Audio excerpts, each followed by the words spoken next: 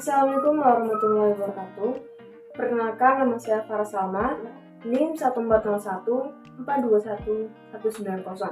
dari Rombel E, jurusan PGSD FIB UNES. Di sini, saya akan membahas mengenai pembuatan dan juga penerapan alat peraga sederhana diorama erupsi gunung berapi. Simak videonya ya. Jadi, tujuan dilakukannya praktek pembuatan dan penerapan alat peraga sederhana erupsi gunung berapi ini, yang pertama yaitu memberikan gambaran kepada peserta didik mengenai proses erupsi gunung berapi. Yang kedua yaitu memberikan pengetahuan dan pemahaman yang lebih kepada peserta didik mengenai reaksi yang dihasilkan dari senyawa-senyawa yang ada pada bahan-bahan yang digunakan dalam percobaan ini, yaitu reaksi antara cuka yang bersifat asam dan juga soda kuah yang bersifat basa. Sebelum kita masuk pada proses pembuatan dan penggunaan alat peraga sederhana diorama erupsi gunung berapi, yuk kita pelajari dulu apa sih erupsi gunung berapi itu. Erupsi gunung berapi adalah proses keluarnya magma dari dalam bumi ke luar permukaan bumi. Proses keluarnya magma ini di tiap gunung-gunung api memiliki cara yang berbeda-beda. Cairan magma yang berasal dari dalam bumi kemudian keluar ke permukaan bumi dinamakan lava. Lava ini memiliki suhu yang sangat panas sehingga ketika cairan lava ini melewati daerah-daerah di sekitar gunung, maka cairan lava ini akan menghancurkan benda-benda yang ada di daerah tersebut. Erupsi gunung berapi ini dapat disebabkan oleh beberapa hal. Yang pertama yaitu volume magma yang ada di perut bumi sudah penuh. Yang kedua, terjadi longsoran di dapur magma yang mengakibatkan pengkristalan magma. Yang ketiga, faktor curah hujannya tinggi. Yang keempat, deformasi badan gunung atau perubahan yang terjadi pada gunung api, khususnya pada permukaan yang bersifat bebatuan, yang mengakibatkan magma naik ke permukaan gunung. Kemudian yang kelima yaitu adanya pergerakan lempeng tektonik pada lapisan bumi. Nah, ketika gunung berapi ini akan mengalami erupsi, pasti memunculkan beberapa tanda-tanda atau ciri-ciri erupsi gunung berapi. Yang pertama yaitu perubahan suhu di sekitar gunung. Sebelum terjadi letusan, biasanya akan terjadi perubahan suhu yang signifikan di daerah sekitar gunung. Suhu panas akan mengalami peningkatan, yang mana hal ini merupakan pertanda ketika gunung berapi akan mengalami erupsi. Ciri-ciri yang kedua yaitu sumber air berkurang. Akibat adanya suhu panas atau peningkatan suhu yang terjadi di daerah sekitar gunung, menyebabkan sumber air di sekitar gunung juga semakin mengering. Selain itu, suhu air juga akan terasa lebih hangat.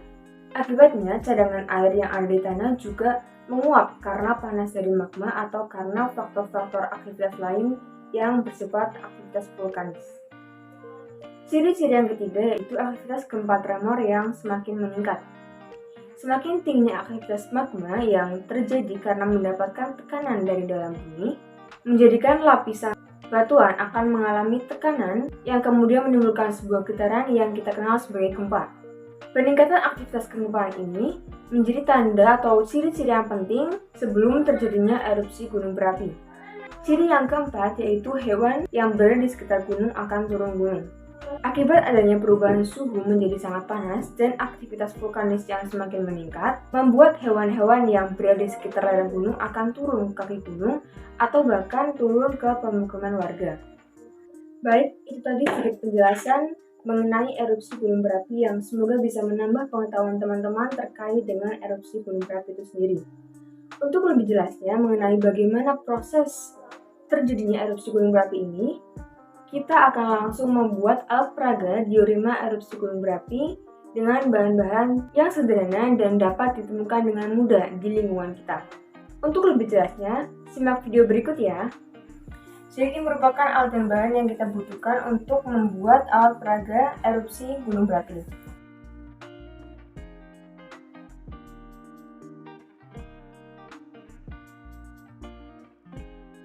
Baik, karena tadi kita sudah menyiapkan semua alat dan bahan yang dibutuhkan untuk membuat alat peraga erupsi gunung berapi. Yang pertama kita ambil tatakan atau nampan yang akan menjadi tempat nantinya lava keluar dari miniatur gunung ini.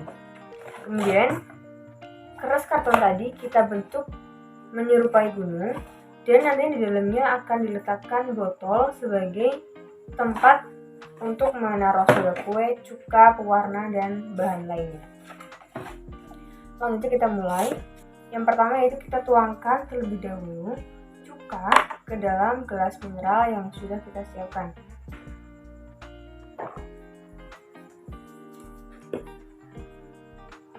Kemudian kita campurkan pewarna merah ke dalam larutan cuka ini.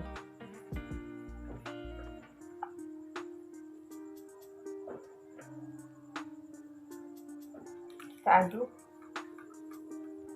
Kita sisihkan terlebih dahulu karena kita akan menuangkan soda kue ke dalam botol yang nantinya akan ditaruh di dalam gunung atau miniatur gunung yang kita buat. Nantinya kita akan melihat reaksi yang dihasilkan dari campuran soda kue dan cuka tadi berdasarkan banyaknya soda kue dan cuka yang dicampurkan. Untuk melihat adanya perbedaan ketika kita menaruhkan soda kue dengan jumlah sedikit dan jumlah banyak, dan nantinya akan diberikan cairan cuka ini, kita awali dengan pemberian soda kue dengan jumlah sedikit untuk melihat reaksi yang dihasilkan. Langsung saja kita mulai. Karena di dalamnya sudah ada soda kue yang ditaruh di dalam botol ini, kita coba masukkan cairan cuka yang sudah dicampurkan dengan pewarna merah. Apakah akan menghasilkan reaksi yang cukup banyak atau buih yang cukup banyak atau tidak? Kita coba.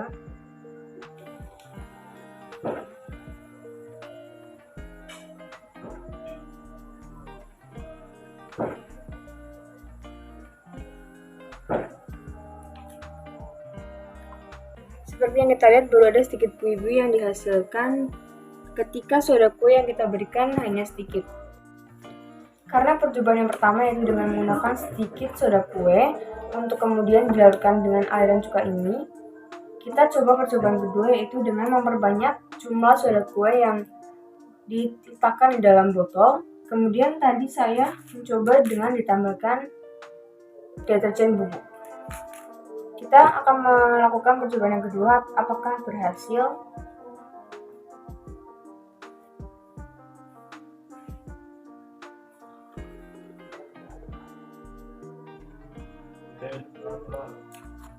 Berhasil.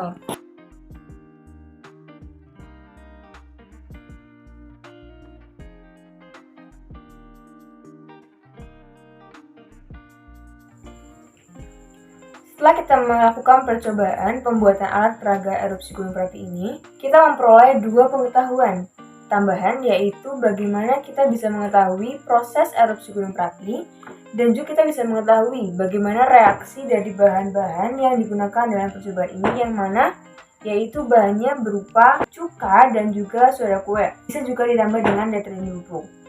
Dalam percobaan ini, cuka bersifat asam dan juga soda kue beserta deterjen bubuk ini bersifat basa.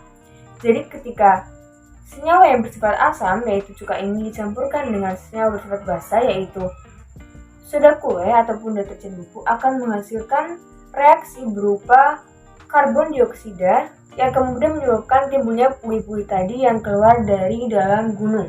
Seperti yang sudah kita lihat tadi, bahwa ketika soda kue ataupun cuka yang kita gunakan dalam percobaan ini dalam jumlah yang sedikit, maka reaksi yang ditimbulkan juga akan semakin sedikit. Seperti yang kita lihat tadi, bahwa buih-buih yang dihasilkan juga tidak bisa keluar secara maksimal ke permukaan gunung.